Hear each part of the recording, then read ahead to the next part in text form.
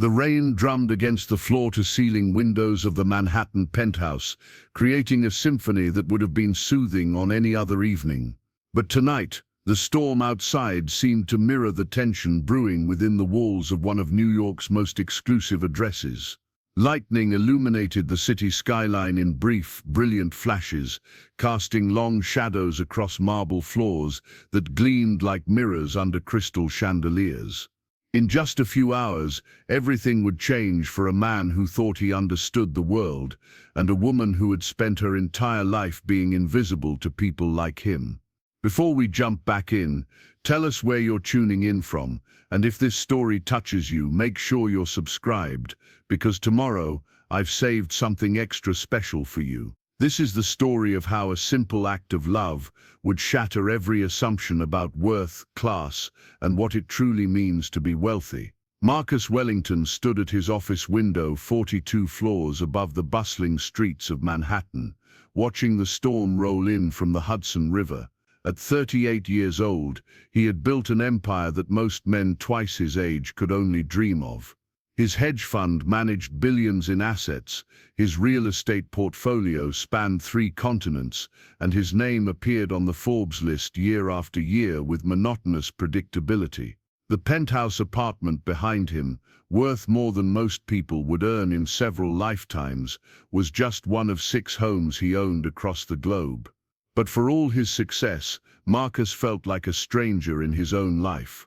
His wife Victoria had died in a car accident 2 years earlier, leaving him to raise their 6-year-old daughter Emma alone. The grief had changed him in ways he was still discovering, turning a once confident businessman into someone who buried himself in work to avoid the emptiness that waited at home. He spent 14-hour days at the office, traveled constantly for business, and had slowly become a ghost in his own child's life. Emma Wellington was a quiet child with her mother's soft brown eyes and her father's stubborn chin. She had been 4 when Victoria died, and the trauma had left her withdrawn and fearful of things that never used to frighten her. Thunderstorms sent her into panic attacks. Loud noises made her hide under furniture. New people made her retreat behind whoever was caring for her at the moment. The parade of nannies Marcus had hired over the past 2 years had all struggled to connect with her, most leaving within a few months when her nightmares and anxiety became too challenging to manage. Marcus had tried therapy, specialists, and every expert recommendation he could find. He bought Emma anything she asked for, thinking that material comfort might somehow fill the void her mother's death had created. Her bedroom looked like a toy store, filled with dolls, books, art supplies, and games that remained largely untouched. But nothing seemed to reach the frightened little girl who had once been full of laughter and curiosity. The latest nanny had quit just 2 weeks ago, citing Emma's difficult behavior and attachment issues as reasons she couldn't continue. Marcus had been forced to rely on his housekeeper while searching for yet another caregiver, but Mrs. Chen was approaching retirement and couldn't handle a traumatized child's needs alongside her regular duties. That's when his assistant had recommended Rosa Martinez. Rosa was 34 years old and had spent most of her adult life cleaning other people's homes and caring for their children. She had emigrated from El Salvador 12 years earlier, leaving behind a country torn by violence and poverty, with nothing but a suitcase and an unshakable faith that America would offer her family a better future. She brought her younger sister Maria and their elderly grandmother, and together they had built a life from nothing in Queens. Rosa's own story was one of quiet perseverance. She had grown up in a small village outside San Salvador, where her mother had died giving birth to Maria when Rosa was 22. Their father had been killed by gang violence 2 years later, leaving Rosa to raise her teenage sister and care for her grandmother alone. The decision to leave everything behind and cross borders with forged papers had been the most terrifying thing she had ever done, but staying meant watching her family slowly destroyed by circumstances beyond their control. In New York, Rosa had worked every job available to someone without legal documentation. She cleaned office buildings at night, cared for elderly immigrants during the day, and sent money back to cousins still struggling in El Salvador. She learned English by watching children's television programs with Maria, practicing pronunciation in the mirror after her family had gone to sleep. She had never finished high school, never had the opportunity to pursue dreams beyond survival, but she possessed something more valuable than any degree or certification: an infinite capacity for love and an intuitive understanding of pain. When Maria turned 18, Rosa had used every penny she had saved to help her sister attend community college. Maria was now studying to become a nurse, working part-time at a hospital, and living in a small apartment they shared with their grandmother. Rosa's own dreams had been put on hold so many times that she had almost forgotten what they were. But seeing Maria succeed made every sacrifice feel worthwhile. The agency that had referred Rosa to Marcus knew nothing about her background beyond her excellent references from previous employers. They saw a middle-aged Hispanic woman who spoke accented English and lived in Queens. What they didn't see was someone who had survived things that would have broken most people, who had raised a sister while working 3 jobs, and who understood trauma in ways that no textbook could teach. Marcus barely glanced at Rosa's file when his assistant placed it on his desk. Another domestic worker, another stranger who would spend a few months in his home before moving on to the next family. He approved the hire with the same detached efficiency he brought to every decision, assuming that someone who managed his household could also manage his daughter. Rosa's first day at the penthouse was overwhelming in ways she hadn't expected. She had worked in wealthy homes before, but nothing had prepared her for the sheer scale of Marcus Wellington's world. The apartment occupied the entire top floor of the building, with rooms that seemed designed more for magazine photos than for living. Everything was beautiful, expensive, and strangely cold despite the luxury surrounding her. Mrs. Chen showed Rosa around, explaining the household routines and introducing her to Emma. The little girl was sitting in the corner of the living room, building something elaborate with wooden blocks while classical music played softly in the background. She looked up briefly when Rosa entered, then immediately returned to her construction project without saying a word. "She doesn't talk much to new people," Mrs. Chen explained in a whisper. "Mr. Wellington says she's been having trouble since her mother passed. The last nanny said she was too difficult, but I think she's just scared." Rosa watched Emma carefully, noticing details that others might have missed. The way the child positioned herself with her back to the wall, how she kept glancing toward the windows when thunder rumbled in the distance, the precise, almost compulsive way she arranged and rearranged her blocks, as if creating order in her small space could somehow control the chaos in her larger world. "What is she building?" Rosa asked softly. Mrs. Chen shrugged. "She does that all day. Builds things, then knocks them down and starts over. The doctor says it's normal for children dealing with trauma."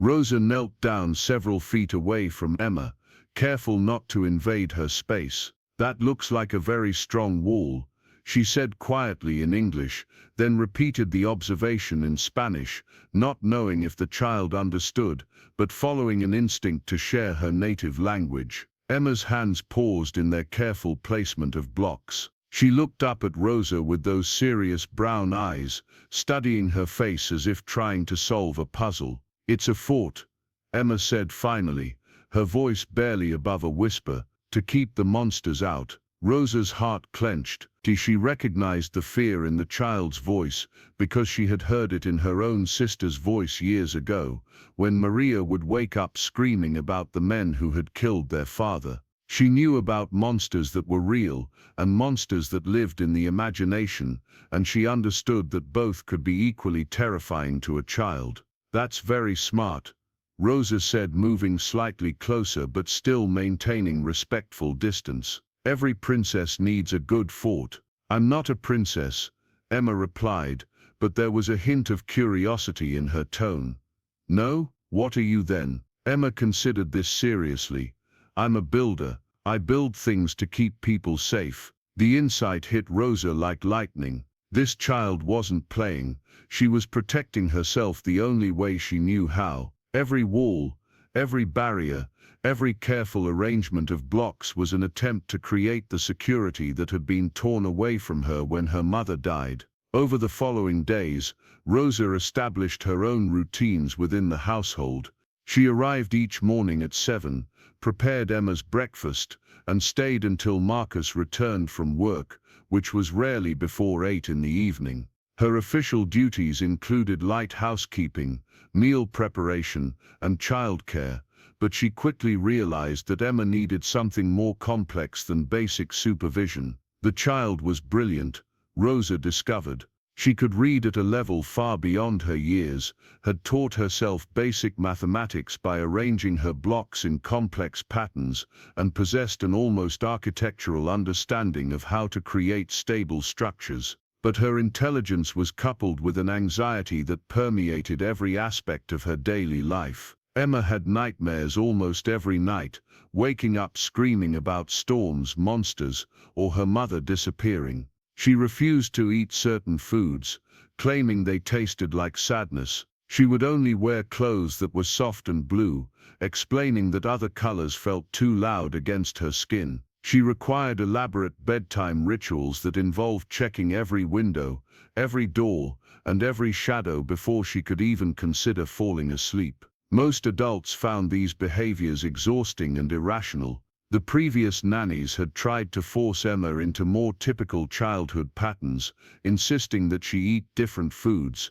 wear different clothes, and abandon her protective routines. But Rosa understood that these weren't arbitrary demands from a difficult child. They were coping mechanisms developed by someone too young to have more sophisticated tools for managing overwhelming emotions. Instead of fighting Emma's need for control, Rosa began working within it. If Emma needed to check the windows before bed, Rosa would check them together, turning it into a game about making sure the apartment was secure for the night. If Emma only wanted to wear blue clothes, Rosa would help her organize her wardrobe by shades, teaching her the names of different blues in both English and Spanish. If Emma needed to build walls and forts, Rosa would provide better materials and sit nearby while she worked, offering occasional suggestions or simply being present. Marcus barely noticed these subtle changes during his brief appearances at home.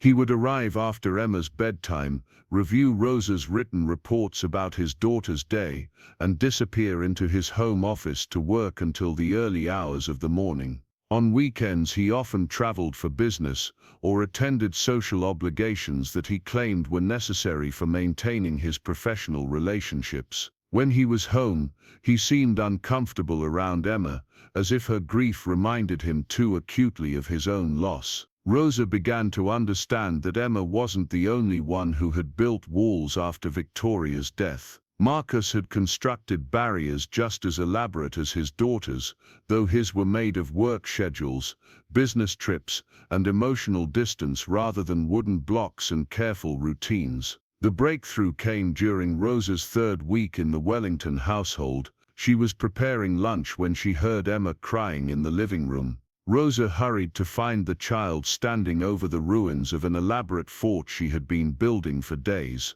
The structure had collapsed, scattering blocks across the marble floor in what looked like architectural chaos. "I can't make it strong enough," Emma sobbed. "It keeps falling down. The monsters will get in and take me away like they took Mommy." Rosa knelt beside the crying child, careful not to touch her without permission, but offering the comfort of her presence. "Tell me about the monsters," she said gently. "They're big and loud, and they make everything shake," Emma explained through her tears. "They came in the storm the night Mommy went away, and they've been trying to get me ever since." Rosa understood then that Emma's monsters weren't supernatural creatures from fairy tales. They were the sounds of thunder that had filled the night when Victoria died. They were the chaos and confusion that had followed the accident. They were the feeling of powerlessness that came with being too small to understand or control what was happening to her family. "I know about monsters like that," Rosa said quietly. "I had them too when I was young." Emma looked up, surprised. You did. Yes, different monsters, but just as scary. They lived in loud voices and dangerous places, and they made me feel like I couldn't protect the people I loved. What did you do? Rosa smiled. Preparing and narrating this story took us a lot of time. So if you are enjoying it, subscribe to our channel. It means a lot to us. Now back to the story. I learned that the best way to fight monsters isn't to build walls to keep them out. It's to build bridges to let love in. I don't understand. Come here, Mia. Let me show you something. Rosa began gathering the scattered blocks, but instead of building walls, she started creating an open structure with multiple entrances and windows. See? When you build walls, you keep the monsters out, but you also keep everyone else out too. But when you build bridges and doors and windows, the people who love you can come in and help you fight the monsters together. Emma watched, fascinated, as Rosa demonstrated how to create a structure that was both protective and welcoming. But what if the monsters get in too? Then we make sure there are more people inside who love you than monsters trying to hurt you. Love is always stronger than fear, but only if you let it reach you. It was a lesson Rosa had learned the hard way during her own childhood, when hiding from danger had sometimes meant missing opportunities for help and healing. She had carried that knowledge with her across borders and through years of struggle, and now she was passing it on to a little girl who needed to hear it desperately. Emma spent the rest of the afternoon rebuilding her fort according to Rosa's new principles. Instead of solid walls, she created spaces with doorways and windows. Instead of a single entrance, she designed multiple paths that would allow friendly visitors to enter from different directions. The structure was more complex than anything she had built before, requiring patience, planning, and a willingness to trust that openness could coexist with safety. As they worked together, Rosa shared stories about her own childhood in El Salvador, carefully choosing details that would help Emma understand that everyone faces scary things sometimes, but that running away or hiding isn't always the best solution. She told Emma about her grandmother's wisdom, her sister's courage, and the way their small family had learned to support each other through difficulties that once seemed impossible to survive. Emma listened with the intensity of someone much older, asking thoughtful questions and making connections between Rosa's experiences and her own feelings. It was clear that she had been thinking about these concepts for a long time, but had never had an adult who could help her organize her thoughts into something manageable. "Rosa," Emma said as they put the finishing touches on the new fort, "do you think my daddy has monsters too?" The question caught Rosa off guard, but she recognized its wisdom. From Emma's perspective, her father's absence and emotional distance must have seemed like another form of hiding, another wall built against frightening possibilities. "What makes you think that?" Rosa asked carefully. "He doesn't come home until I'm sleeping, and when he does come home, he looks sad all the time, and he doesn't like to talk about mommy, even when I ask him questions." Rosa felt a familiar ache in her chest. She had seen this pattern before in families touched by tragedy, parents who tried to shield their children from grief by hiding their own pain, not realizing that children were often more aware of emotional undercurrents than adults assumed. "Sometimes grown-ups have monsters that are harder to see," Rosa said. "They might be monsters made of sadness or fear, or feeling like they don't know how to help the people they love. Do you think I could help Daddy fight his monsters like you're helping me fight mine?" The innocence and generosity of the question made Rosa's eyes fill with tears. Here was a 6-year-old child, struggling with her own trauma and loss, offering to help heal her father's pain. It was the kind of perspective that could only come from someone who understood suffering intimately, but hadn't yet learned to become bitter about it. "I think that's a beautiful idea," Rosa said. "But first we need to make sure you're strong enough and safe enough in your own fort. Then maybe we can think about building bridges to other people who need help too." Emma nodded solemnly, as if accepting a sacred mission. She spent the rest of the evening refining her fort, making sure every entrance was welcoming but secure, every window offered both light and protection. Rosa watched her work with growing admiration for the child's resilience and wisdom. That night, For the first time since Rosa had started working for the Wellington family, Emma fell asleep without her usual elaborate checking routine. She had built something that made her feel safe, but more importantly, she had learned that safety didn't require complete isolation. She could be protected and open at the same time. Rosa stayed later than usual, writing detailed notes about Emma's breakthrough for Marcus to read when he returned from his business dinner. She described the child's new approach to building, her questions about helping her father, and the significant reduction in her anxiety symptoms. She hoped that Marcus would recognize the importance of what had happened and perhaps become more engaged in his daughter's healing process. But when Marcus finally read the report at 2 in the morning, he saw only confirmation that he had made another good hiring decision. The new nanny was working out well, Emma was improving, and he could continue focusing on the business demands that kept his own grief at bay. He had no idea that his daughter was planning to build bridges to reach him, or that Rosa was beginning to understand the ways his family's wounds went deeper than anyone had acknowledged. He didn't know that change was coming, whether he was ready for it or not, in the form of a 6-year-old architect and a woman who had learned that love could survive anything if you were brave enough to keep your heart open. The storm continued to rage outside the penthouse windows, but inside, something hopeful was beginning to grow in the careful space between fear and trust, between protection and vulnerability, between the walls people built to keep the world out and the bridges they might learn to build to let love in. The following Tuesday began like any other morning in the Wellington penthouse,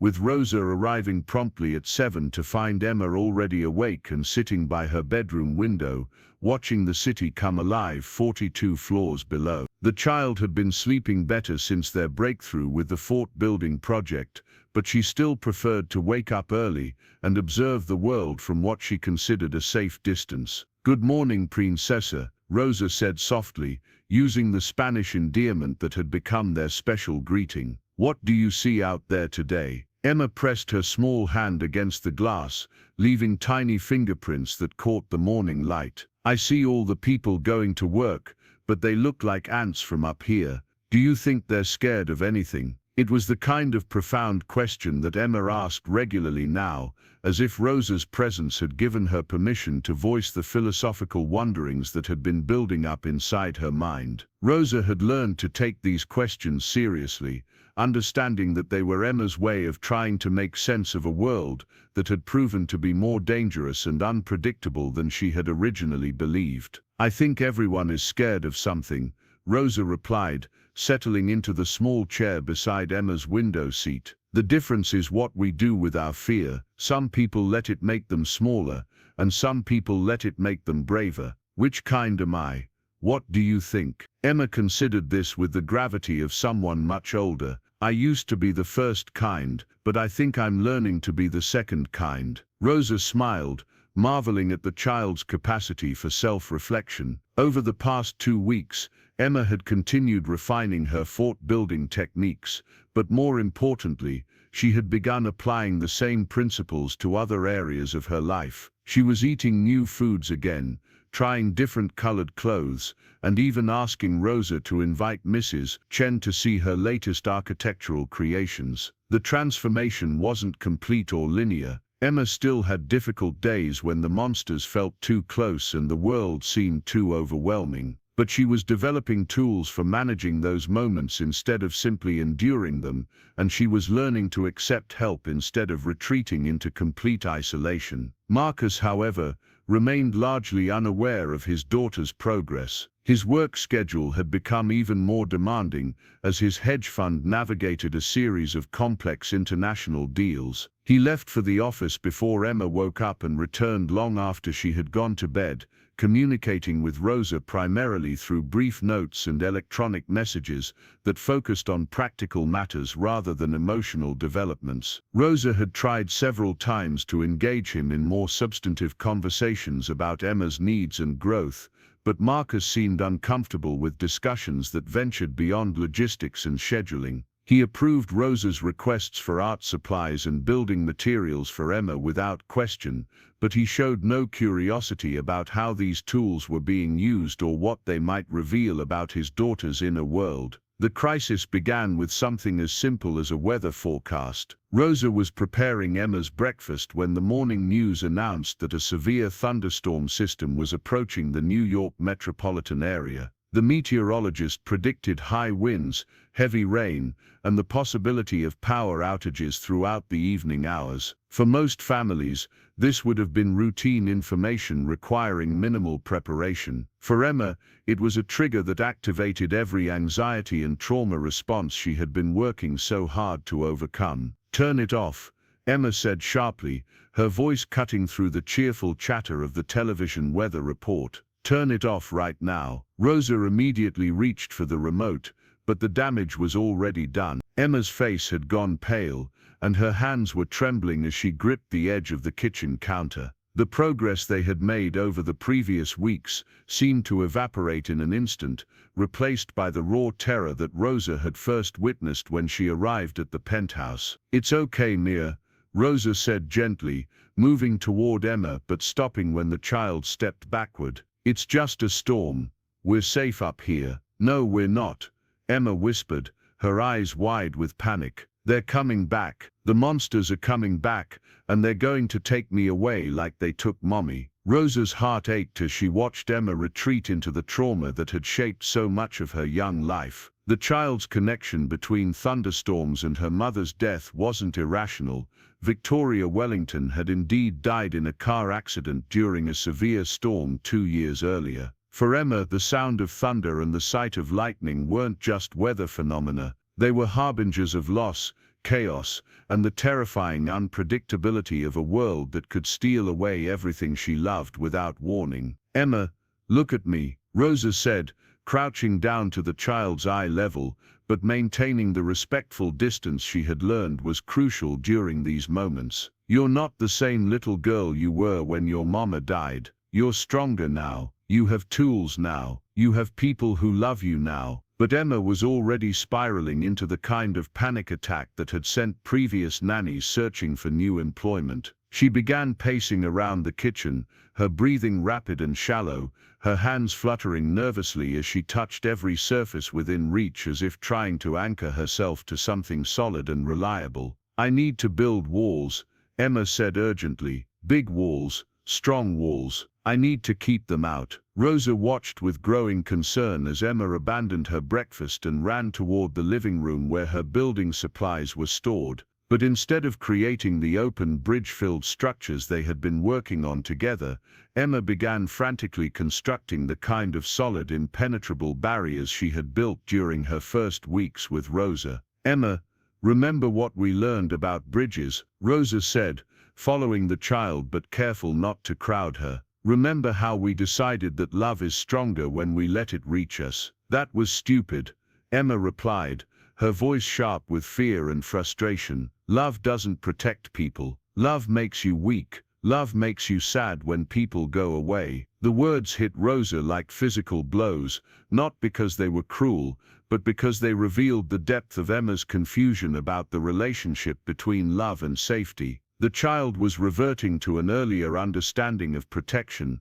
one based on complete emotional isolation rather than selective vulnerability. Rosa realized that she was witnessing something more complex than a simple setback in Emma's healing process. This was a crisis that would either deepen the child's trauma or provide an opportunity for a more profound breakthrough depending on how the next few hours unfolded. "I'm going to stay right here with you," Rosa said, settling onto the floor several feet away from Emma's frantic building project. "I'm not going anywhere, no matter how big the storm gets." "You'll leave," Emma said without looking up from her blocks. "Everyone leaves. Mommy left, Daddy leaves every day. The other nannies left. You'll leave too when the monsters come." "I've survived monsters before," Rosa replied quietly. "Different monsters, but just as scary. And I'm still here." Emma's hands paused in their urgent stacking. "What kind of monsters?" Rosa took a deep breath,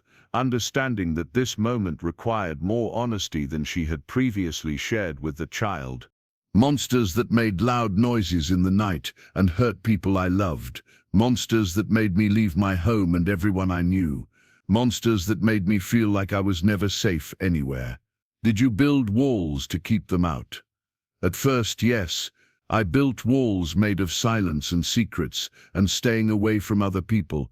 But those walls kept the monsters out and also kept all the good things out too. I was safe, but I was also alone. Emma finally looked up from her building project, her brown eyes bright with tears and questions. What changed? I met people who were brave enough to love me even when I was scared, and slowly I learned that being loved by brave people made me brave too. But what if they go away? Rosa felt her own eyes fill with tears as she recognized the heart of Emma's fear. It wasn't really about thunderstorms or monsters, or even her mother's death. It was about the terrifying possibility that anyone she allowed herself to love might disappear without warning, leaving her alone with pain she didn't know how to bear. Then we love them anyway, Rosa said simply, because the love we give and receive doesn't disappear even when people do. It stays with us and makes us stronger and helps us love other people. I don't understand. Your mama isn't here anymore, but the love she gave you is still inside you. Every time you build something beautiful, every time you ask a thoughtful question, every time you're kind to someone else, that's your mama's love working through you. The monsters didn't take that away. Emma considered this carefully, her small hands still gripping wooden blocks, but no longer stacking them frantically. Do you think Mama's love could help me not be scared of storms? I think your Mama's love is probably one of the strongest things in the world, Rosa replied. But sometimes we need help from people who are still here to remember how to feel it. The conversation was interrupted by the sound of Marcus's key in the front door, which was unusual since he rarely returned home before evening. Emma immediately tensed, her progress toward calm evaporating as she prepared for another source of potential disappointment or abandonment. Marcus appeared in the living room doorway, looking harried and distracted, his expensive suit wrinkled from a morning of crisis management at his office. His hedge fund was dealing with a major client emergency that required his immediate attention, but his assistant had reminded him that severe weather was predicted for the evening, and perhaps he should check on his daughter's preparations. "How is everything here?" Marcus asked Rosa, barely glancing at Emma's elaborate wall construction project. "I heard there's a storm coming tonight. Do we need to do anything special?" Rosa looked between father and daughter, recognizing a moment that could go in several different directions depending on Marcus's willingness to engage with the emotional reality of the situation. Emma had frozen completely, watching her father with an expression that mixed hope and wariness in equal measure. "Emma is having some concerns about the storm," Rosa said carefully. "We've been talking about different ways to feel safe." "She'll be fine," Marcus replied dismissively, already reaching for his phone as it buzzed with another urgent message. "You're good at handling these things. I need to get back to the office, but I'll try to be home early tonight in case there are any power issues." Emma's face crumpled at her father's casual dismissal, and Rosa watched the child's fragile progress toward healing crumble in real time. This wasn't just about the storm anymore. It was about a pattern of emotional abandonment that confirmed Emma's worst fears about the unreliability of the people she needed most. "Mr. Wellington," Rosa said, her voice carrying an urgency that finally captured Marcus's attention. "I think Emma needs to talk to you about something important." Marcus looked up from his phone, seeming to really see his daughter for the first time since entering the apartment. Emma was sitting in the middle of an elaborate fortress made of blocks, her face streaked with tears, her whole body radiating the kind of distress that couldn't be fixed with money or delegated to hired help. "What's wrong?" Marcus asked, his business instincts finally recognizing a crisis that required his personal attention. Emma looked at her father for a long moment, then at Rosa, then back at the walls she had been building around herself. "The monsters are coming back," she said in a small voice. "And I don't know how to fight them by myself." "What monsters?" Marcus asked, genuine confusion replacing his earlier distraction. The ones that took Mommy away. The ones that live in storms and make everything break and change and hurt. Rosa watched Marcus's face as understanding began to dawn. For the first time in 2 years, he was being confronted directly with his daughter's trauma and his own role in either healing it or perpetuating it. His usual escape routes of work obligations and emotional distance wouldn't serve him in this moment. "Emma," Marcus said slowly, moving closer to his daughter's fort but stopping when she tensed. "I didn't know you were still scared about that night." "You never ask," Emma replied with devastating honesty. "You never want to talk about Mommy or storms or anything that makes you sad." The observation hit Marcus like a physical blow, forcing him to confront the ways his own grief had made him unavailable to his daughter during the time when she needed him most. He had been so focused on protecting himself from additional pain that he had inadvertently abandoned Emma to face her trauma alone.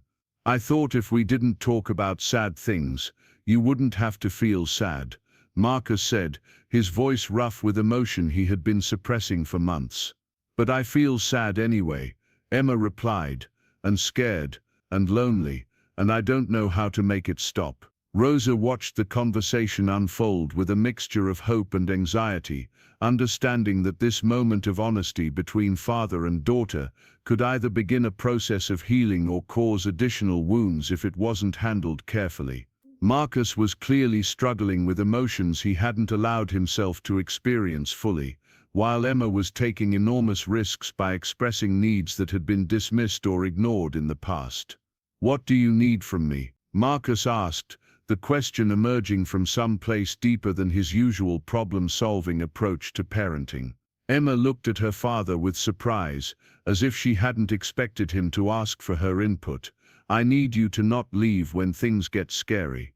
I need you to help me fight the monsters instead of pretending they're not real." "I don't know how to fight monsters," Marcus admitted with painful honesty. "Rosa does," Emma said, glancing toward the woman who had become her guide through the landscape of trauma and healing. "She's been teaching me." Marcus looked at Rosa with new awareness, beginning to understand that the woman he had hired to provide basic childcare had actually been doing something much more complex and crucial. She had been healing his daughter in ways that his money and resources and expert consultations had failed to accomplish. "What has Rosa been teaching you?" Marcus asked. Emma's face brightened slightly as she began to explain the concepts that had become central to her emotional development over the past few weeks. She told her father about the difference between walls and bridges, about the importance of letting love reach you even when you're scared, about the way safety could coexist with openness if you chose your companions carefully. As Emma spoke, Marcus found himself listening not just to her words but to the wisdom behind them, recognizing ideas that he desperately needed to hear in his own life. He had been building his own walls for 2 years, using work and emotional distance to protect himself from the pain of Victoria's loss. But those walls had also separated him from his daughter and from the possibility of healing together. "Could you teach me too?" Marcus asked Rosa, the question surprising all three of them with its vulnerability. "The storm is coming whether we're ready or not," Rosa replied gently, "but we can choose how we face it, together or alone." Emma looked back and forth between the two adults, her young mind processing the possibility that her father might actually be willing to learn new ways of being present during difficult times. "Could we build something together?" she asked tentatively. "Something that would keep us all safe but not keep us apart." Marcus looked at his daughter's fort, really seeing it for the first time, understanding that it represented her attempt to create safety in a world that had proven dangerous and unpredictable. But he also saw what Rosa had helped Emma discover, that absolute protection required absolute isolation, and that such isolation was its own form of suffering. "What kind of thing would we build?" Marcus asked. Emma's eyes lit up with the first genuine excitement Rosa had seen from her all morning. "A storm shelter," she said eagerly. "But not just walls. A place with windows so we can see what's happening outside, and doors so we can help other people if they need shelter too, and comfortable places to sit so we can tell stories and remember good things even when the weather is scary. The project that emerged over the next several hours was unlike anything any of them had expected when the day began. Marcus called his office to cancel his afternoon meetings, explaining that he was dealing with a family emergency that required his immediate and sustained attention. For the first time in 2 years, he chose his daughter's needs over his business obligations, recognizing that some crises couldn't be solved by delegating responsibility to others. Together, the three of them began constructing Emma's vision of a storm shelter that balanced protection with connection. They used furniture, blankets, pillows, and Emma's extensive collection of building blocks to create a space that felt safe without feeling like a prison. Marcus contributed his problem-solving skills and physical strength, while Rosa provided emotional wisdom and cultural perspectives that enriched their conversations. Emma served as the architect and project manager, her artistic vision guiding their collaborative effort.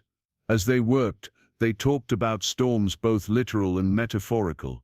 Marcus shared stories about his own childhood fears and the ways his parents had helped him feel brave during difficult times. Rosa talked about the storms that had driven her family from El Salvador and the shelters they had found in unexpected places along their journey to America. Emma listened to these adult perspectives while contributing her own observations about the relationship between safety and love. The physical act of building together created space for conversations that would have been difficult in other contexts. When Marcus struggled to express his grief about Victoria's death, Emma handed him blocks to stack while he searched for words. When Rosa felt overwhelmed by memories of her own losses, Marcus and Emma worked quietly beside her until she was ready to continue sharing. When Emma became frightened by thunder rumbling in the distance, both adults helped her remember the tools she had learned for managing fear without being controlled by it. By late afternoon, their storm shelter was complete, a cozy, well-lit space with multiple entrances and windows, comfortable seating areas, supplies for the evening, and decorative touches that reflected each of their personalities. But more importantly, they had created something intangible but equally valuable, a sense of partnership in facing whatever challenges the night might bring. As the first drops of rain began to hit the penthouse windows, Emma looked around their collaborative creation with satisfaction. "This feels different from my old forts," she said thoughtfully. "How so?" Rosa asked. "Those were about keeping everything out. This is about keeping the important things in." Marcus felt his throat tighten with emotion as he recognized the profound shift in his daughter's understanding of safety and connection. She was learning that protection didn't require isolation, that love could coexist with vulnerability, and that facing difficulties together was often more effective than hiding from them alone. The storm that arrived that evening was indeed severe, with winds that rattled the penthouse windows and thunder that shook the building's solid foundations.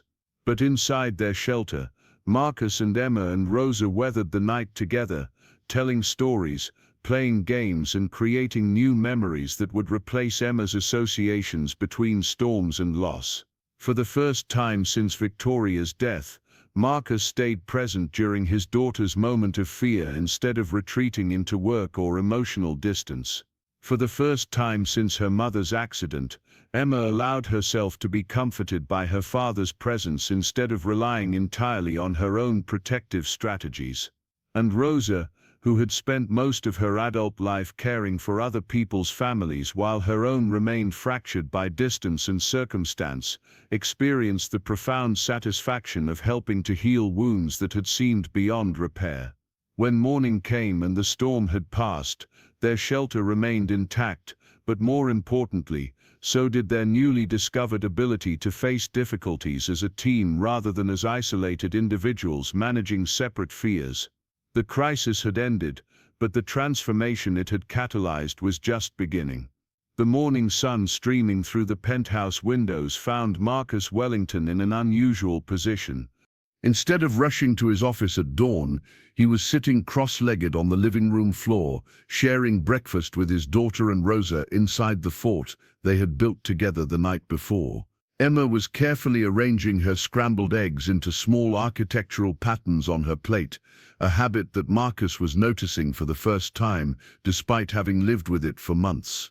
The eggs looked like tiny golden bricks, Emma observed, using her fork to create miniature walls and doorways.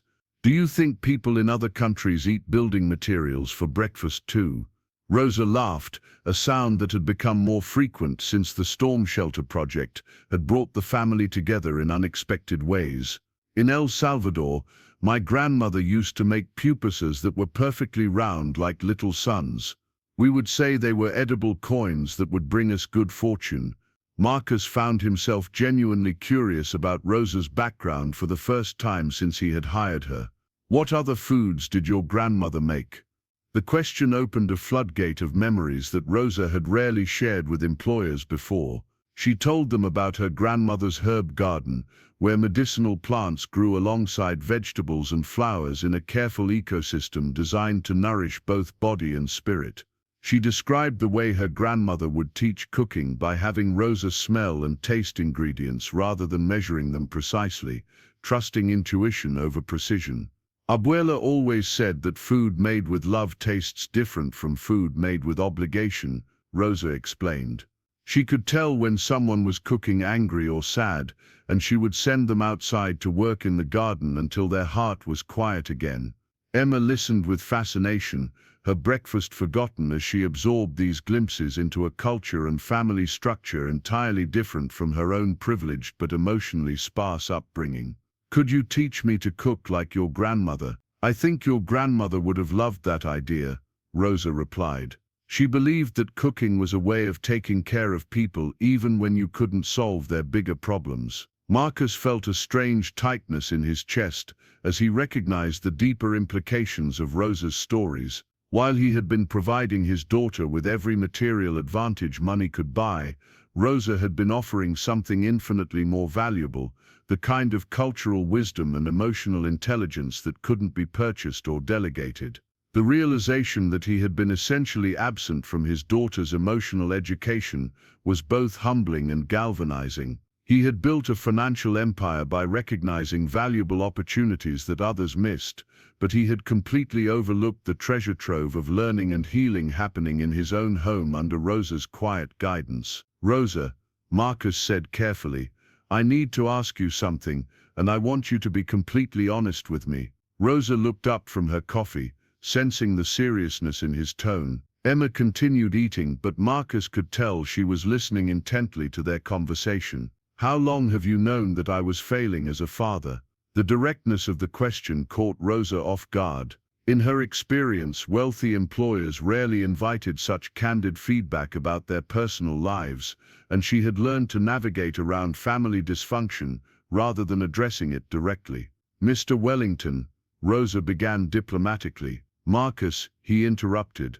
Please, after last night, I think we're past formal titles. Rosa took a deep breath, understanding that this moment required the kind of honesty that could either deepen their working relationship or end it entirely. I've known since my first day that you were in pain, she said quietly. And I've known that Emma was in pain too, but I didn't think you were failing. I thought you were surviving the only way you knew how. But surviving isn't the same as living, is it? No, Rosa agreed.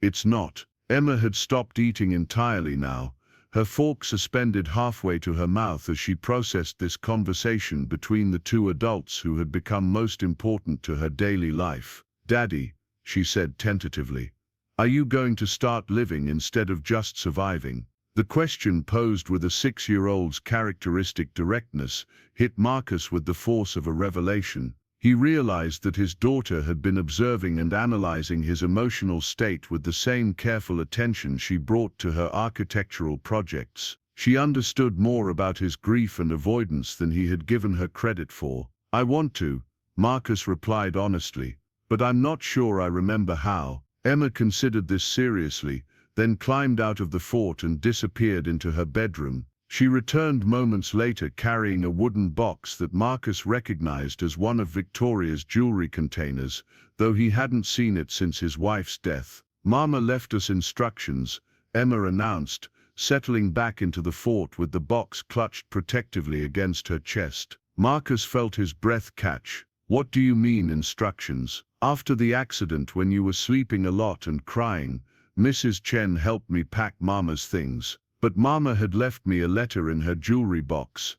Mrs. Chen read it to me, but I asked her not to tell you because I thought you were too sad." Rosa watched Marcus's face carefully, recognizing the signs of someone being confronted with information that could either heal old wounds or tear them open further. She reached out instinctively to place a steadying hand on his shoulder.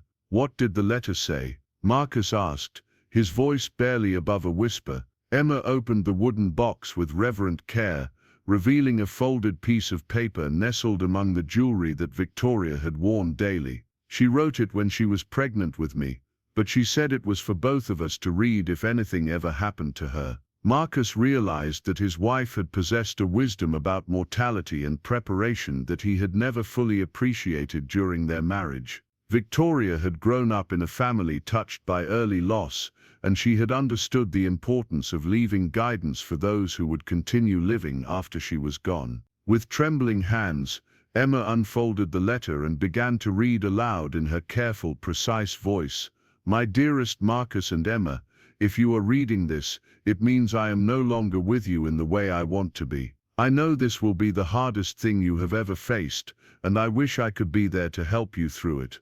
But I want you to know some things that I hope will make the journey a little easier." Emma paused, looking up at her father to make sure he was ready to continue. Marcus nodded, though Rosa could see tears already forming in his eyes. "First, to my darling Emma, you are the most beautiful combination of your father's intelligence and my stubbornness, and that means you can survive anything life sends your way. When you feel scared or angry or confused, remember that all of those feelings are normal and temporary. Build something beautiful with your hands, help someone who needs assistance, and never be afraid to ask for what you need. The world will try to make you small sometimes, but you were born to take up space and make things better wherever you go." Emma's voice wavered slightly as she continued reading, but she pressed on with determination. "Second, to my beloved Marcus, I know that losing me will make you want to protect Emma by keeping her away from anything that might hurt her.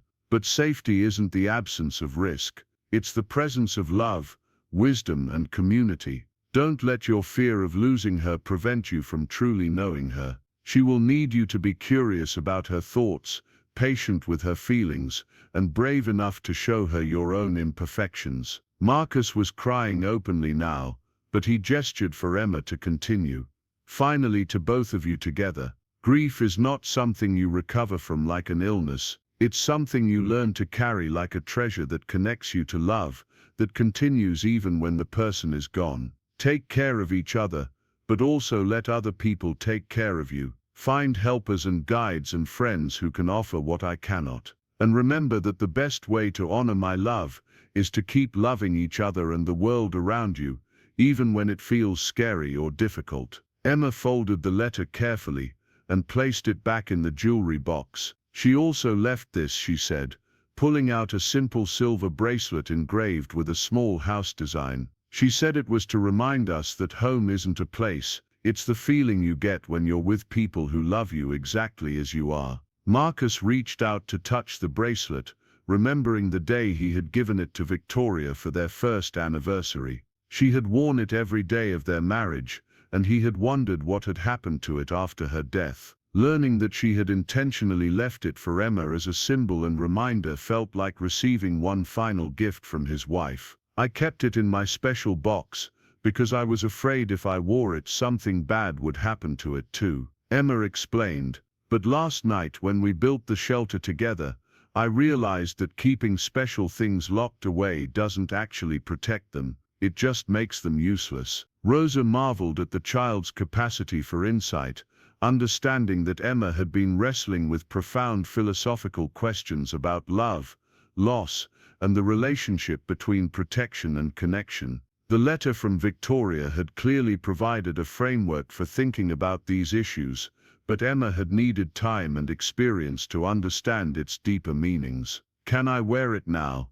Emma asked her father. "I think I'm ready to take care of it properly." Marcus helped fasten the bracelet around his daughter's small wrist, noticing how it caught the morning light and seemed to complete something in Emma's appearance that he hadn't realized was missing. She looked more like her mother than ever, but also distinctly herself in ways that he was finally beginning to appreciate. "Emma," Marcus said, "I need to apologize to you." "For what?" "For thinking that protecting you meant keeping distance from you. For believing that my grief was more important than your healing. For not realizing that you were already wise enough to handle difficult conversations if I just trusted you enough to have them." Emma considered this apology with the seriousness she brought to all important matters. "I forgive you," she said finally, "but I need you to promise that you won't go back to hiding when things get scary." "I promise," Marcus replied,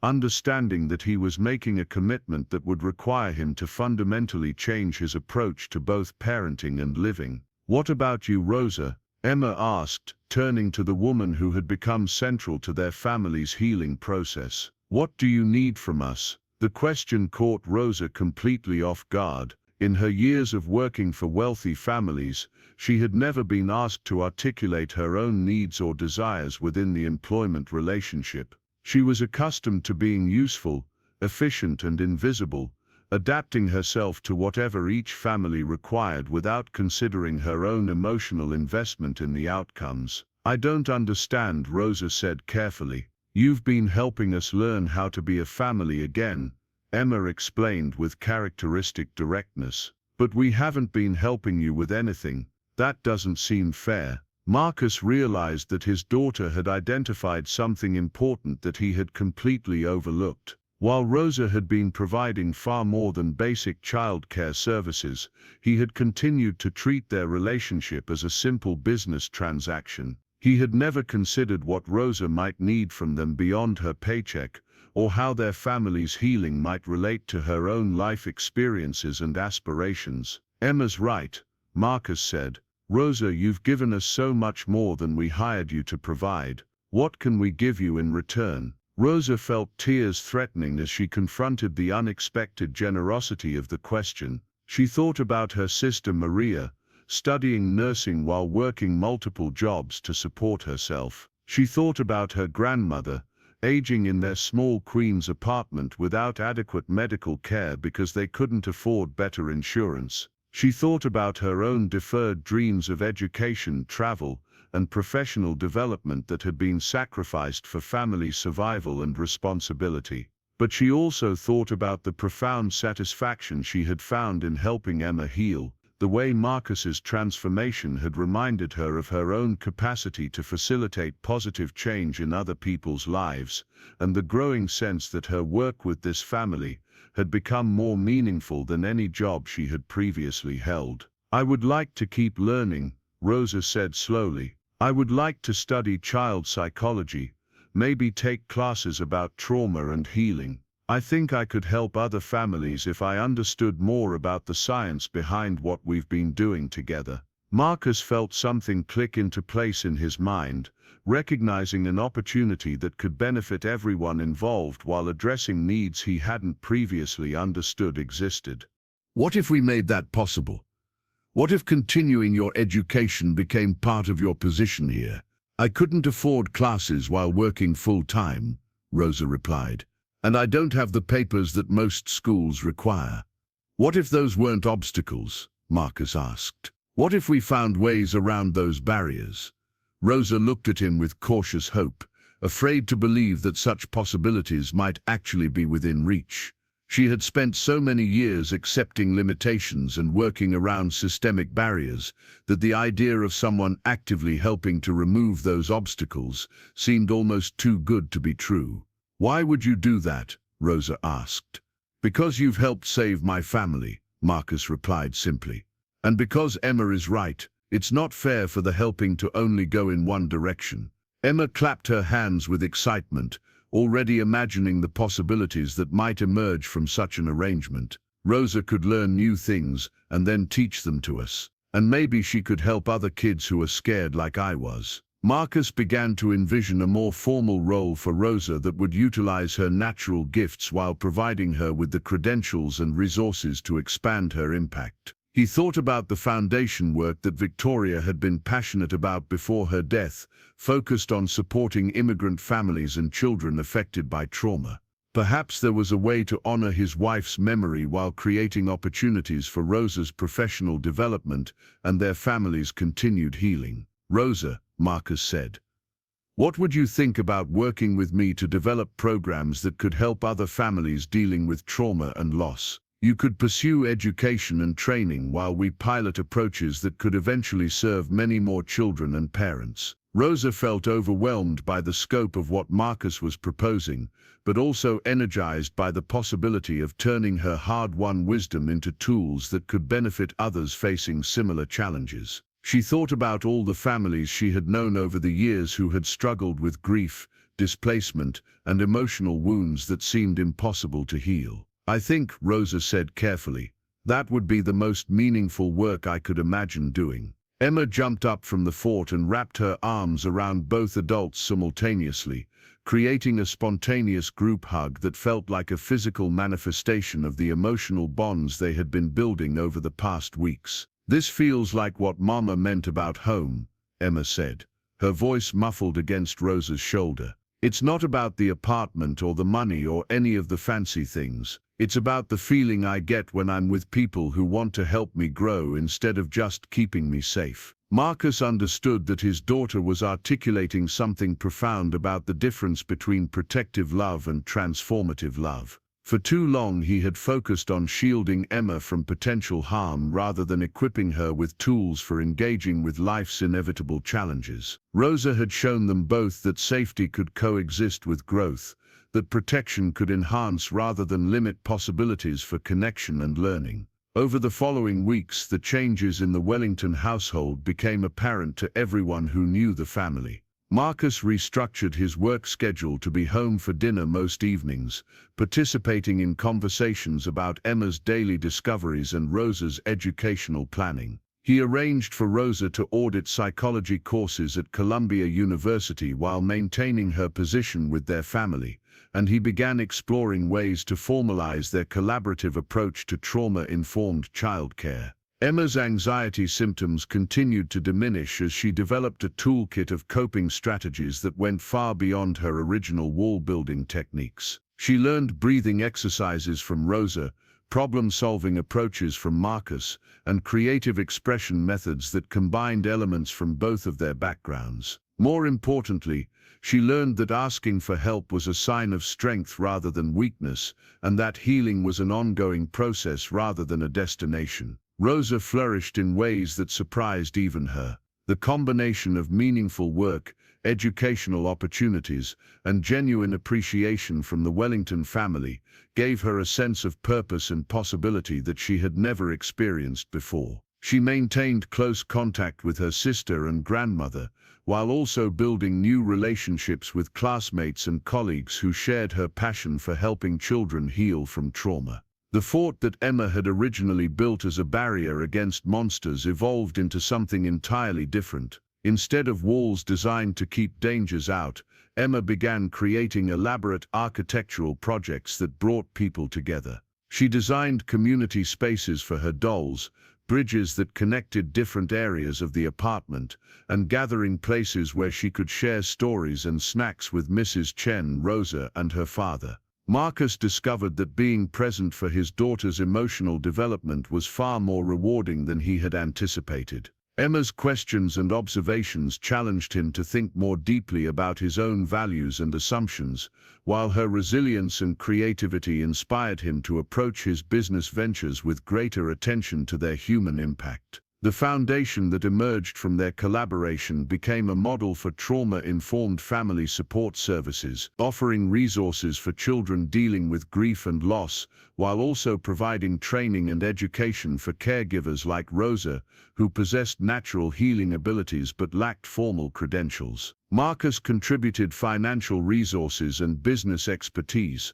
Rosa provided experiential wisdom and cultural competency, and Emma served as the program's inspiration and occasional consultant on what children actually needed from the adults trying to help them. 6 months after the storm that had brought them together as a true family, Emma was invited to speak at a conference for childhood trauma specialists. Standing at a podium designed for much taller speakers, she shared the insights that had guided her own healing journey. Adults think that protecting kids means keeping bad things from happening to us, Emma said, her voice clear and confident as she addressed the audience of professionals. But the most important protection is teaching us how to handle bad things when they do happen, and making sure we never have to handle them alone. She went on to explain the difference between walls and bridges, between isolation and selective vulnerability, between safety that diminishes possibilities and safety that expands them.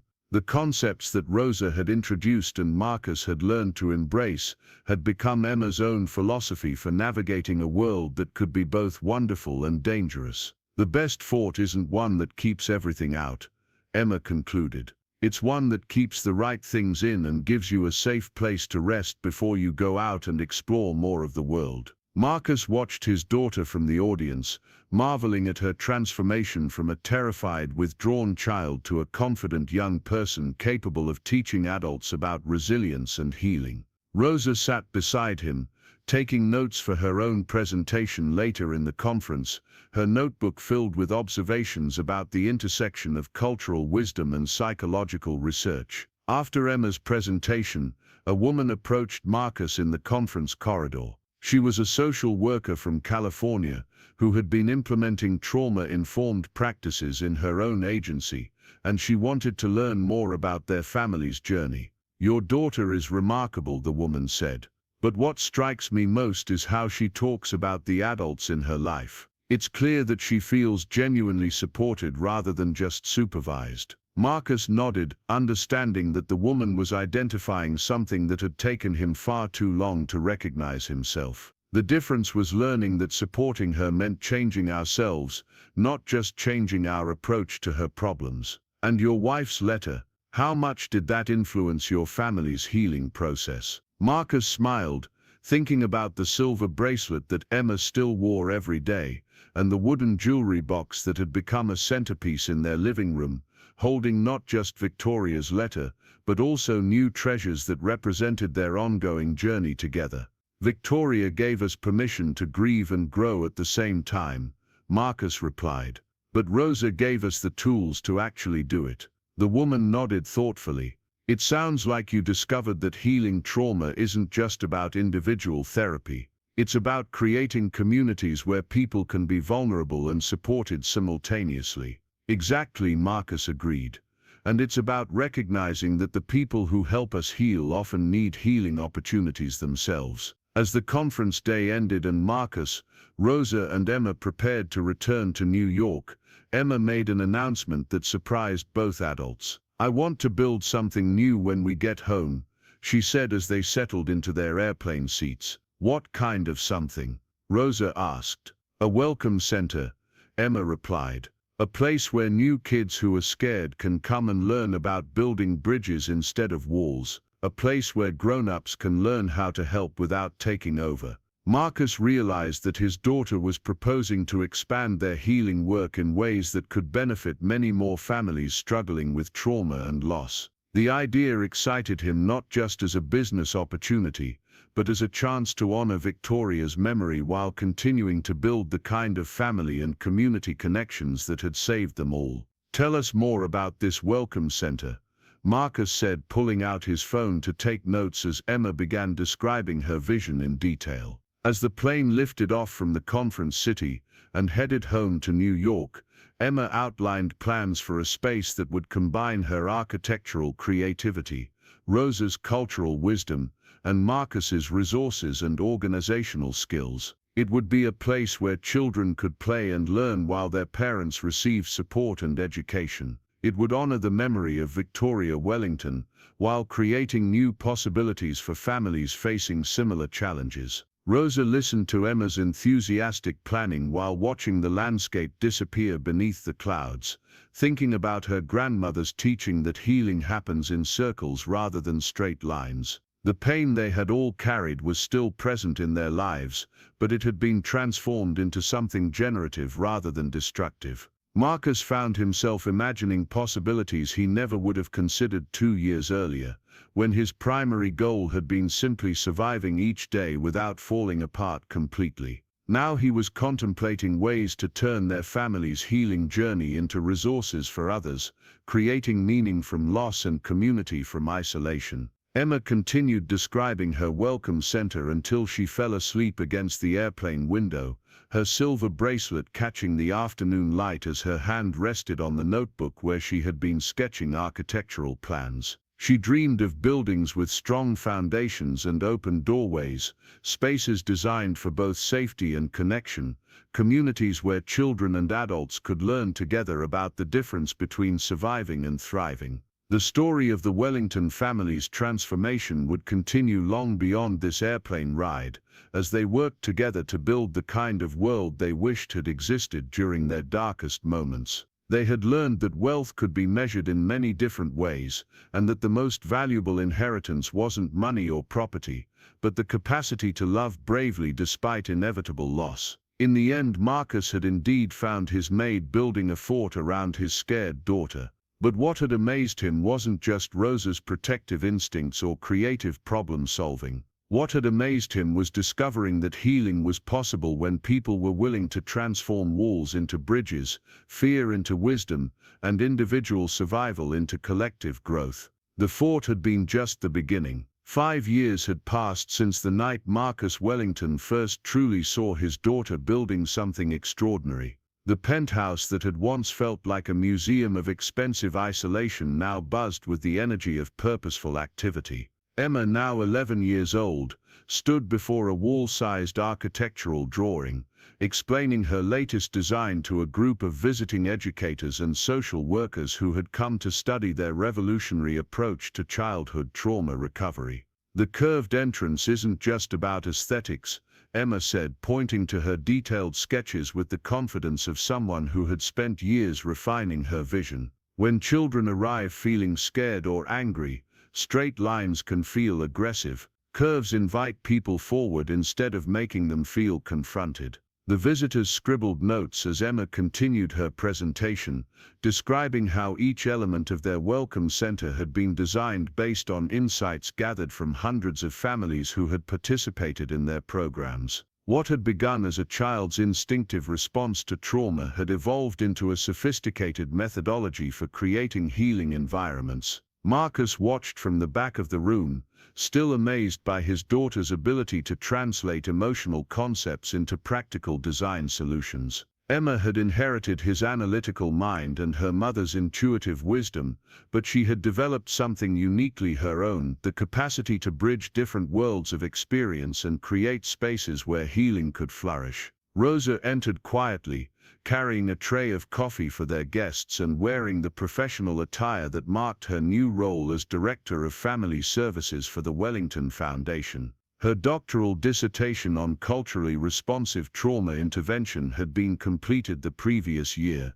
but she had never lost the nurturing presence that had first drawn Emma to trust her. "Dr. Martinez," one of the visitors said, "could you explain how you integrate traditional healing practices with contemporary psychological approaches?" Rosa smiled at the title that still felt new despite her years of rigorous study. "The integration happens naturally when we remember that healing is fundamentally about restoring connection. Whether we're using breathing techniques from El Salvador or cognitive behavioral strategies from American psychology, we're helping children and families find their way back to each other." The Wellington Foundation had grown far beyond what any of them had originally envisioned. What started as a way to honor Victoria's memory and channel their family's healing experience had become a national model for trauma-informed community support. Their approach combined Emma's architectural insights, Rosa's cultural competency, and Marcus's organizational expertise to create programs that served families from every background and economic level. The physical Welcome Center occupied a converted warehouse in Queens, chosen deliberately to be accessible to the immigrant communities where Rosa had grown up. The building featured Emma's signature curved entrances, natural lighting that could be adjusted for sensory sensitivities, and flexible spaces that could be reconfigured based on each family's needs. Gardens maintained by community volunteers provided both beauty and opportunities for therapeutic horticulture. But the real innovation wasn't in the building design. It was in the recognition that trauma recovery required addressing entire family systems rather than focusing solely on individual symptoms. Parents received support for their own healing while children engaged in age-appropriate activities. Siblings learned to understand and support each other's different responses to difficulty. Extended family members and community leaders were included in the process whenever possible. Emma had become the Foundation's youngest consultant, working with architects and designers around the country who wanted to create more healing-centered environments. Her insights about the relationship between physical space and emotional safety had influenced everything from hospital pediatric wards to elementary school classroom layouts. The most important thing, Emma told their visitors, is understanding that safe spaces aren't about hiding from the world. They're about having a secure place to process your experiences before you go back out and engage with life again. Marcus remembered the frightened child who had once built impenetrable walls to keep everyone away. That defensive instinct had been transformed into something generative and outward-focused, but the core wisdom had remained. People need spaces where they can feel protected while they figure out how to be brave. After the visitors left, the three of them sat together in Emma's design studio, reviewing plans for their newest project. A group of foster care agencies had requested their help in creating residential facilities that would feel more like homes and less like institutions. Emma's drawings showed houses with multiple gathering spaces, private retreats and transitional areas where children could gradually adjust to new family dynamics. "I've been thinking about something," Emma said, setting down her pencils and looking seriously at Marcus and Rosa. "I want to make sure we're not just helping families who can afford to travel to our programs." Marcus nodded, recognizing his daughter's growing awareness of the systemic inequalities that prevented many families from accessing quality support services. "What do you have in mind?" "Mobile units," Emma replied, pulling out sketches that showed vehicles designed to bring Welcome Center services directly to communities that needed them. "Rosa has been telling me about places where families can't leave work or travel far distances. What if we brought the healing spaces to them?" Rosa felt her heart swell with pride as she realized that Emma was proposing to address one of the most persistent challenges in community mental health. Transportation barriers, work schedule conflicts, and cultural mistrust of formal institutions often prevented the families who most needed support from accessing available services. The mobile units could include everything people need for family sessions, Emma continued enthusiastically. Flexible furniture, art supplies, technology for telehealth connections, even small kitchen spaces where families could prepare food together while they talk. Marcus was already calculating the logistics and funding requirements for such an expansion, but he was also marveling at his daughter's instinct to think beyond their current success toward even greater impact. Emma had learned to dream big, not for personal aggrandizement, but for collective benefit. "We would need partnerships with schools, community centers, religious organizations," Marcus said, thinking aloud. "And we'd have to train staff who could work effectively in different cultural contexts. Rosa could design the training programs," Emma said confidently. "She knows how to help people from different backgrounds work together." Rosa realized that Emma was proposing a role that would combine all of her professional development with her lived experience as someone who had navigated multiple cultural systems. The opportunity to train others in culturally responsive healing practices felt like the culmination of everything she had been working toward. It would be challenging, Rosa said slowly, but it could also reach families who would never come to a traditional center. Over the following months, the mobile unit project became a reality through Marcus's business connections, Rosa's expertise, and Emma's visionary design. The first vehicle was unveiled at a community celebration in Queens, where Rosa's grandmother had the honor of cutting the ribbon while neighborhood children explored the compact but comprehensive healing space inside. Emma watched her grandmother figure, now 92, and still sharp as ever, bless the mobile unit in Spanish while children from a dozen different countries listened respectfully. The scene represented everything their work had been building toward: intergenerational wisdom, cultural diversity, and community investment in collective healing. Mija, Rosa's grandmother, said to Emma after the ceremony, "You have learned what I tried to teach your Rosa years ago. That healing is not something you do alone in your room. It is something you do together with your people." Emma nodded solemnly, understanding that she was receiving recognition from someone who had survived things that made her own childhood trauma seem manageable by comparison. Rosa's grandmother had lost children to war, fled violence multiple times, and rebuilt her life in a foreign country while maintaining her capacity for love and wisdom. "I learned it from Rosa," Emma replied, respectfully, "and from my papa, who learned that love means staying present even when things are scary." Marcus felt tears in his eyes as he listened to his daughter acknowledge the collaborative nature of their family's transformation.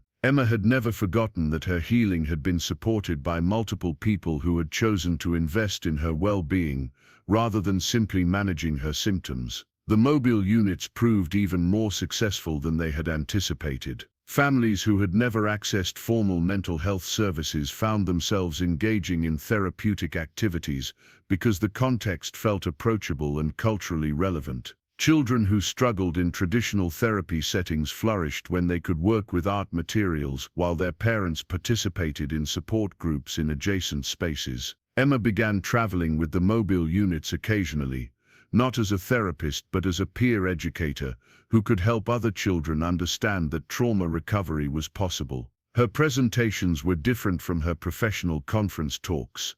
They were conversations between children who had experienced difficult things and needed to hear from someone who had found ways to transform pain into purpose. "The thing about being scared," Emma would tell groups of children, "is that it's actually information. It's your mind and body trying to protect you.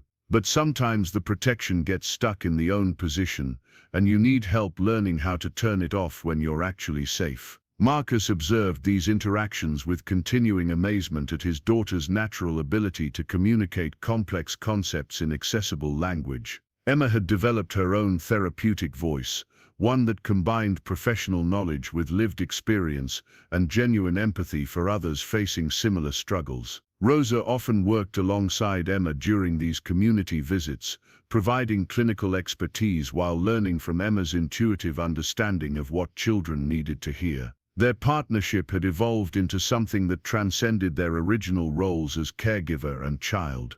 They had become colleagues in the work of healing, each contributing different but complementary strengths. The Foundation's research component had also grown significantly. Rosa's doctoral work had established their approach as evidence-based practice, and universities around the country were requesting training partnerships. Marcus had donated funding for longitudinal studies that would track family outcomes over time, contributing to the broader field's understanding of trauma recovery. Emma's architectural innovations had been documented in academic journals, and she had been invited to speak at design conferences about the relationship between physical environments and psychological healing. At 11 years old, she was already being recognized as a thought leader in trauma-informed design, though she remained more interested in practical applications than academic recognition. "I don't want to just write about healing spaces," Emma told a reporter who was profiling their work. "I want to build them everywhere they're needed." The reporter had been particularly interested in the family's personal story, asking detailed questions about Marcus's transformation from distant workaholic to engaged father and community advocate. Marcus had learned to talk openly about his own healing journey, understanding that his vulnerability made their work more credible rather than less professional. The hardest thing for me was accepting that I couldn't protect Emma from all pain, Marcus explained during the interview. But Rosa taught us that protection isn't about prevention, it's about preparation and support. When asked about Rosa's role in their family's transformation, Marcus became even more earnest. Rosa saved us, but not in the way people might expect. She didn't rescue us from our circumstances. She taught us how to rescue ourselves and each other. Rosa, when interviewed separately, emphasized the collaborative nature of their success. Marcus and Emma taught me just as much as I taught them. Healing happens in relationship, and that means everyone involved gets changed by the process. The reporter's final question was directed to Emma. What advice would she give to other children who were struggling with trauma or loss? Emma considered the question seriously before responding. I would tell them that building walls to keep pain out also keeps love out. And I would tell them that there are adults who know how to help, but you have to be brave enough to let them close enough to actually help you. The article that resulted from these interviews brought national attention to their work, leading to speaking invitations, funding opportunities, and requests for consultation from organizations around the world. But for Emma, the most meaningful response came from children who wrote letters describing their own experiences with trauma and healing. One letter particularly touched her. It was from a 10-year-old girl whose family had fled violence in their home country and were living in a refugee resettlement community. The girl described building blanket forts in their small apartment as a way of creating safety for her younger siblings, and she wanted to know if Emma thought this was a good strategy. Emma spent an entire afternoon crafting her response, explaining the difference between temporary comfort and sustainable healing,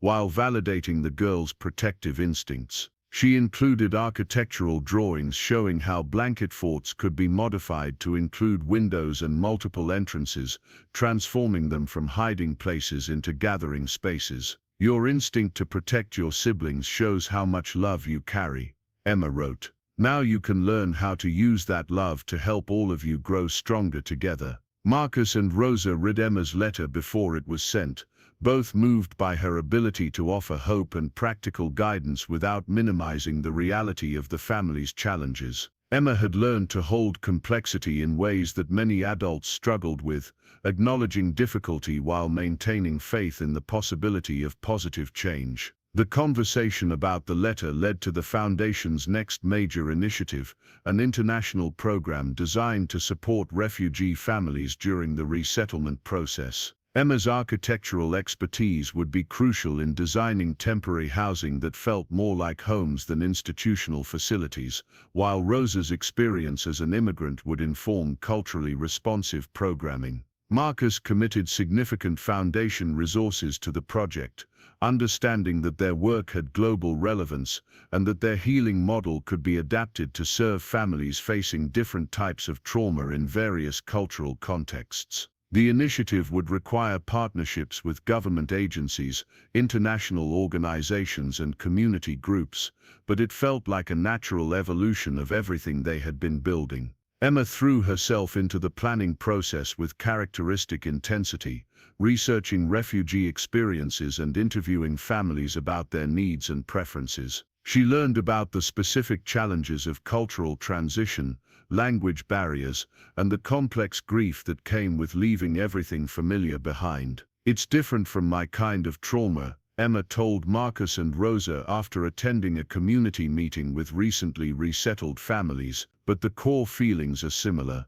People need to feel safe and known and valued for who they are." Rosa nodded, remembering her own family's early days in Queens when everything felt foreign and overwhelming. "The hardest part is feeling like you have to choose between keeping your old identity and building a new life. People need spaces where they can be both." Emma's designs for refugee housing reflected this insight, creating private areas where families could maintain cultural practices while also including common spaces designed for cross-cultural interaction and community building. The architectural plans showed careful attention to religious needs, dietary requirements, and family structures that might differ from American norms. Marcus worked with international development experts to ensure that their approach could be implemented sustainably in various political and economic contexts. The Foundation's reputation for effective programming opened doors with organizations that might otherwise have been skeptical of initiatives developed in privileged American settings.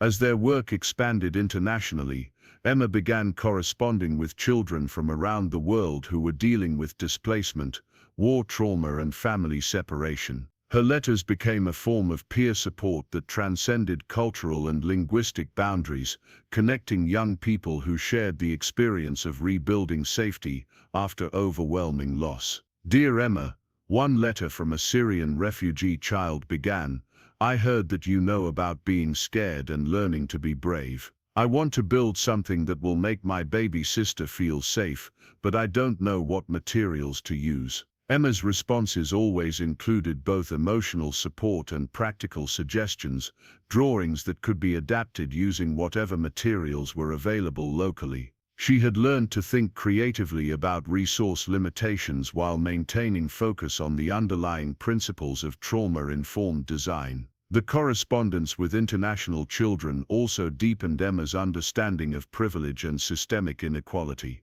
She began asking more sophisticated questions about why some families had access to resources while others struggled with basic survival, and how their foundation could address structural issues rather than just individual symptoms. "It's not fair that some kids get help just because they were born in rich families," Emma observed during one of their family dinners. "We should figure out how to change the systems that make help harder to get." Marcus and Rosa exchanged glances, recognizing that Emma was developing a social justice consciousness that would likely shape her future work in powerful ways. Her trauma recovery had included developing empathy for others facing similar challenges, but now she was beginning to understand the political dimensions of trauma and healing.